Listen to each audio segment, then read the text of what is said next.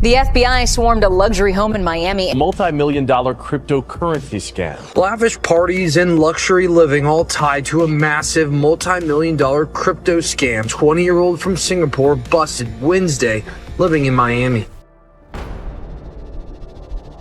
Imagine losing $250 million, not through a bad investment, not in a stock market crash, but through a single phone call that convinced you to hand it all over. This is exactly what happened in one of the most insane cryptocurrency heists in history. But here's the kicker. It wasn't pulled off by experienced hackers or criminal masterminds. Instead, two young guys barely out of their teens were bold enough to steal $250 million, and they thought they could get away with it. So how did it happen? How did two young men manage to trick someone into giving up $250 million? And where did all of that money go? On August 18, 2024, a man in Washington, D.C. woke up to a nightmare. His cryptocurrency wallet, holding over 4,100 Bitcoin, had been drained. For context, that's about $250 million. But the craziest part, he hadn't been hacked in the way you'd think.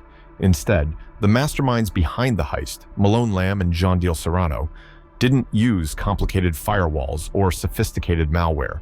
They used something much simpler: social engineering. Social engineering is a method of hacking that doesn't involve computers or coding. Instead, it relies on manipulating human emotions, fear, trust, and urgency. It's a form of psychological manipulation, where the attacker tricks someone into voluntarily giving up sensitive information, like passwords or account access. Malone and Serrano knew they didn't need to hack into the victim's crypto wallet directly. That would have been much more complicated. Instead, they convinced him that his account was already compromised and that he needed to act quickly to protect it. This tactic isn't new, but its simplicity makes it incredibly effective. Here's how they pulled it off. According to the indictment on August 18, 2024, they contacted the victim, posing as customer support agents from Google and Gemini, two highly trusted companies in the tech and crypto world. They warned him of suspicious activity on his account, creating a sense of urgency and fear. This is similar to what happened to billionaire Mark Cuban just a few months earlier. Cuban reported receiving 4 phone calls in a row from a Google Assistant phone number, claiming someone was accessing his account from an unknown device. Cuban later explained that the scammer had somehow gained access to one of his Google apps, which then sent him false notifications. In this heist, Malone and Serrano created that same sense of panic. After alerting their victim that his account might be compromised, he panicked and followed their instructions. They didn't need to guess any passwords. Instead, they convinced him to disable two-factor authentication, 2FA. 2FA is an essential security feature that adds an extra layer of protection to accounts. Even if someone has your password, they'd still need a code sent to your phone or email to log in. But once the victim disabled this, Malone and Serrano had an open door. But they weren't done yet. According to their messages, Malone told Serrano, "We got him on any desk. I made him restore his wallet and create a new backup, which I synced through OneDrive." To complete the heist, they needed full control of the victim's computer, so they instructed him to download AnyDesk, a remote desktop application that allows another person to control your computer from anywhere in the world. Once the victim installed AnyDesk, Malone and Serrano gained access to everything on his computer, including the private keys to his Bitcoin wallet.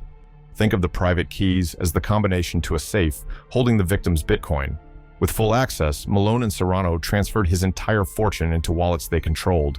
Now, you'd think after stealing $250 million, they'd keep a low profile. But these guys went on a spending spree that makes this story even crazier. According to the indictment, they blew millions on luxury cars, private jets, expensive watches, designer handbags, and rental properties in both LA and Miami. They even went as far as giving away over $500,000 at a Miami nightclub. They were reportedly spending between $300,000 and $600,000 a night, and it didn't stop there. Malone even bought a pink Lamborghini Urus for a girl who still wasn't interested in him. He also gifted a random woman a $30,000 purse in the middle of the club. But here's the thing. The louder you are, the more attention you attract. Malone and Serrano weren't careful about covering their tracks. While they might have thought they were invincible, they underestimated one thing: the blockchain. Visuals show a representation of the blockchain as a public ledger. Every cryptocurrency transaction leaves a footprint on the blockchain. Despite their attempts to cover their tracks by moving stolen Bitcoin through crypto mixers, services that hide the origins of cryptocurrency, investigators could still trace the transactions. Enter Zach XBT, a well-known crypto detective.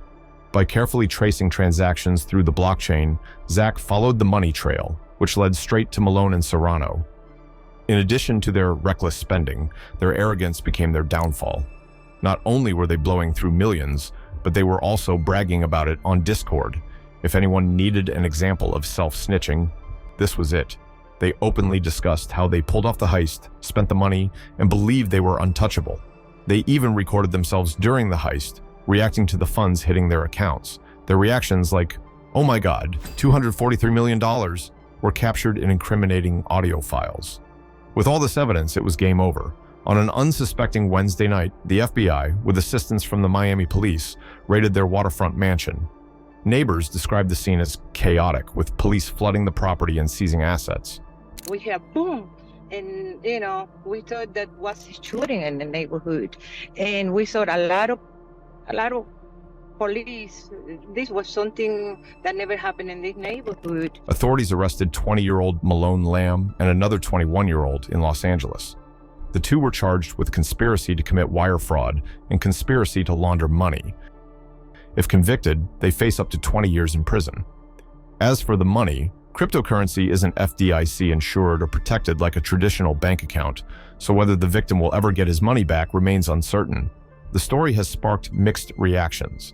Some argue that the victim himself may not have earned the funds ethically, while others point out that Malone and Serrano made the rookie mistake of drawing too much attention to themselves. So, what do you think? Was this a case of the big scammers getting scammed? Or were these two young men simply foolish to throw their lives away? Let us know in the comments below. And don't forget to subscribe so you don't miss any future videos.